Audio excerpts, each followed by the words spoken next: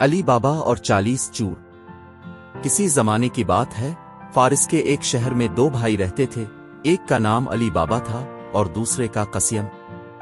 قسیم امیر تھا، جبکہ علی بابا ایک غریب لکڑہارا تھا جو روزانہ جنگل میں جا کر لکڑیاں کاٹتا اور انہیں بیچ کر اپنا گزر بسر کرتا۔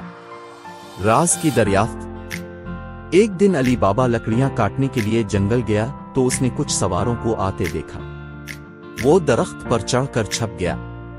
یہ 40 چور تھے جو ایک غار کے سامنے آ کر رکے۔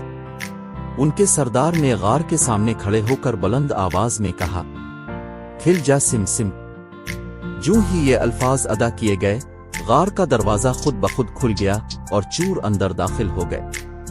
کچھ دیر بعد وہ خزانے سے بھری تھیلیاں لے کر باہر نکلے اور سردار نے کہا، بند ہو جا سم سم۔ دروازہ بند ہو گیا اور چور روانہ ہو گئے۔ علی بابا نے یہ سب دیکھا اور جب چور چلے گئے تو اس نے ہمت کر کے آگے بڑھ کر وہی الفاظ دہرائے، کھل جا سم سم۔ دروازہ کھل گیا اور اندر ایک بڑا خزانہ چمک رہا تھا، اس سونے، چاندی، ہیرے، جواہرات اور قیمتی اشیاء سے بھرا ہوا۔ علی بابا نے جلدی سے کچھ سونے کے سکے اپنی بوری میں ڈالے اور دروازہ بند کر کے گھر لوٹ آیا۔ حسد اور لالچ۔ علی بابا نے اپنی بیوی کو سونے کے سکے دکھائے اور دونوں بہت خوش ہوئے۔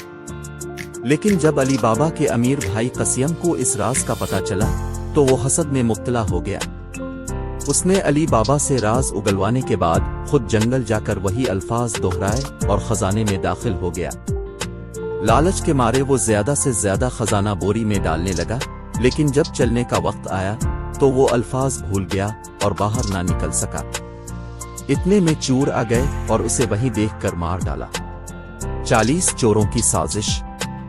جب علی بابا کو بھائی کی موت کا علم ہوا تو وہ غمگین ہوا، مگر چوروں کو شک ہونے سے بچانے کے لیے لاش کو خفیہ طریقے سے گھر لے آیا اور چالاکی سے دفنا دیا۔ لیکن چوروں کو جلد ہی معلوم ہو گیا کہ کسی نے ان کا راز جان لیا ہے۔